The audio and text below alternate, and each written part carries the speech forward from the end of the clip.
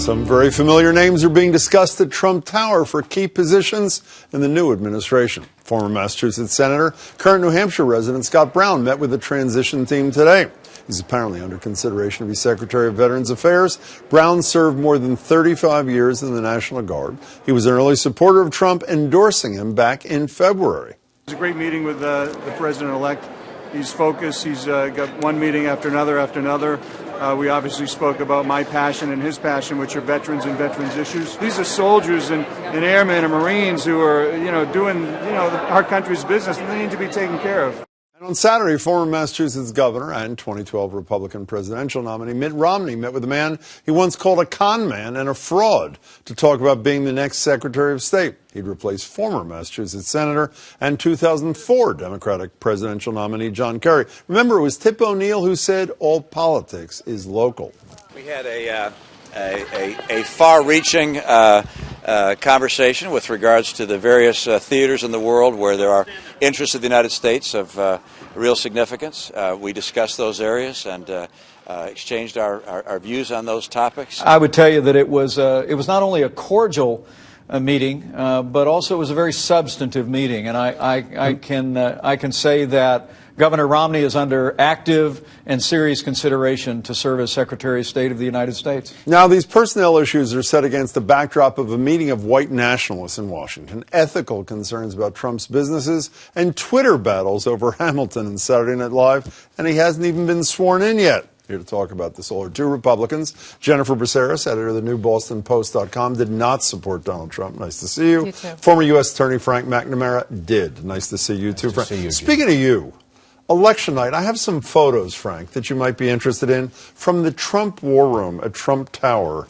on election night. We're going to put a few of them up here. Do you have any idea who took these photos, by the way? I don't know, but he belongs in the Photography Hall of Fame. That would be you.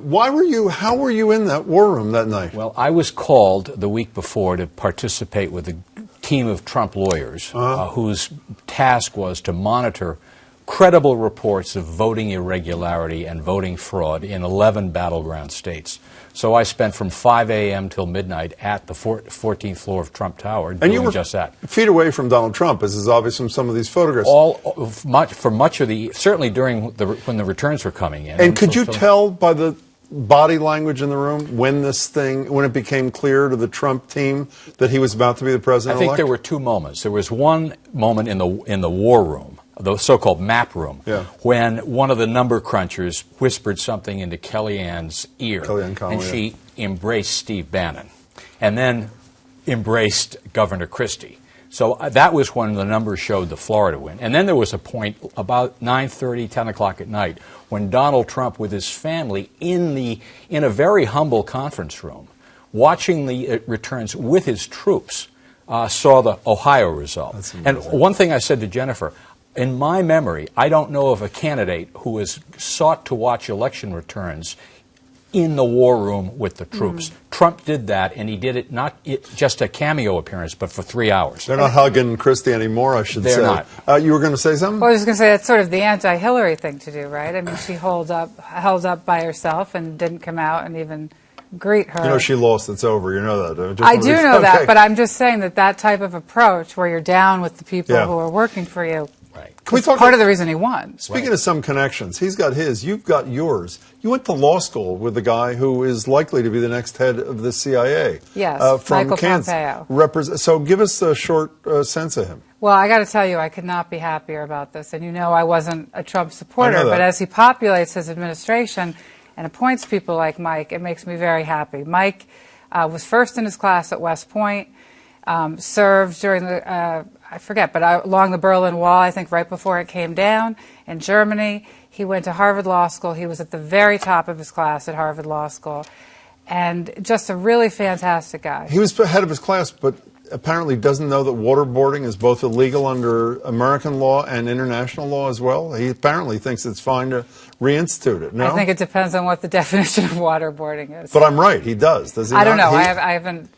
And you know Jeff Sessions, who's been a little controversial. Obviously, people have read, if they didn't know before, 30 years ago, he's one of the very few people rejected for a federal judgeship because of apparently racist comments in the past. Even a couple of Republicans voted against him. You were U.S. How do you know him? From U.S. Attorney Land? He and I were United States attorneys. He in Alabama, I in Massachusetts. But it's more than that. We were on some committees together because of our, we were both movement conservatives. So you knew him post those hearings? Yes, I did. What do you know about this guy that America does not?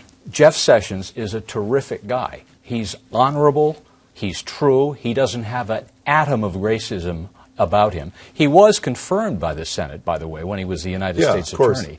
And the same people who are now telling me he's a racist were the people who were telling me that Trump wouldn't get the nomination, that he couldn't break the 38% barrier, that he would never get elected. Well, you know, a couple of and that Republicans Hillary was voted against him in that Judiciary Committee 30 years ago. It wasn't just Democrats. Do you both feel as positively about Steve Bannon, who's really been the lightning rod in this whole thing? Yes? You're okay with him? Steve Bannon? Yeah, I mean, I think...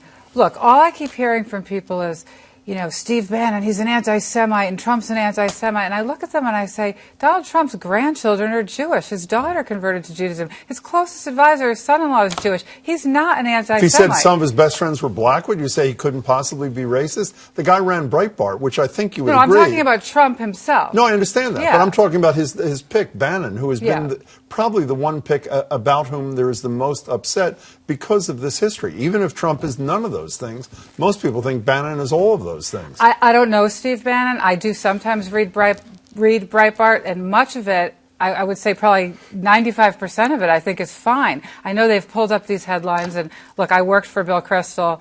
The headline about Bill Kristol calling him a renegade Jew was offensive. It was offensive to me, and I think it was offensive to a lot of people. But I'm not sure that headline was even written while Bannon was still there. Wasn't that after he took a leave to go to the campaign? I don't know what the time was. Can we? We don't even know that Bannon wrote the headline. Well, but he's in charge of but he's in charge of the operation through the years when some of this stuff happened. Can we move to future people for a minute? Yeah. It appears, and again, there may be a total misdirection play here, that Mitt Romney from here has a decent shot to be Secretary of State, even though apparently on issues like Russia, free trade, they're in dramatic disagreement, he and Trump. And Rudy Giuliani, arguably one of the most loyal people during the campaign.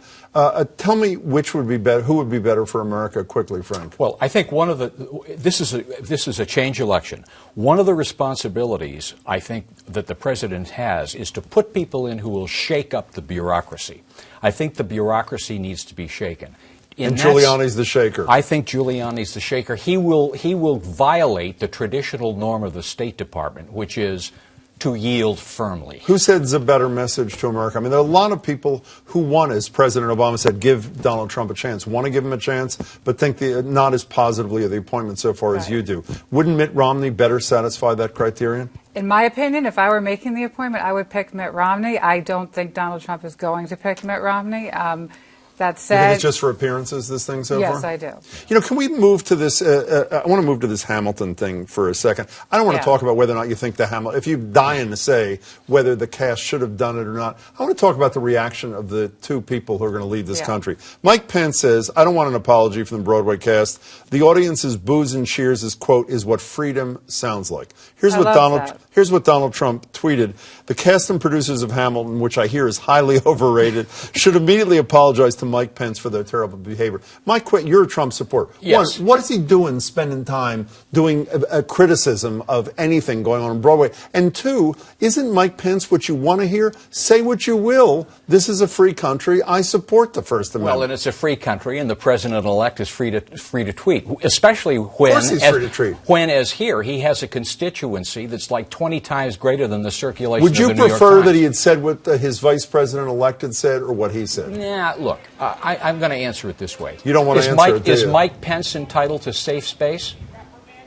Is Mike I'm Pence not talking about entitled the to trigger I'm talking warnings? about well, obviously, Mike Pence is not upset about it.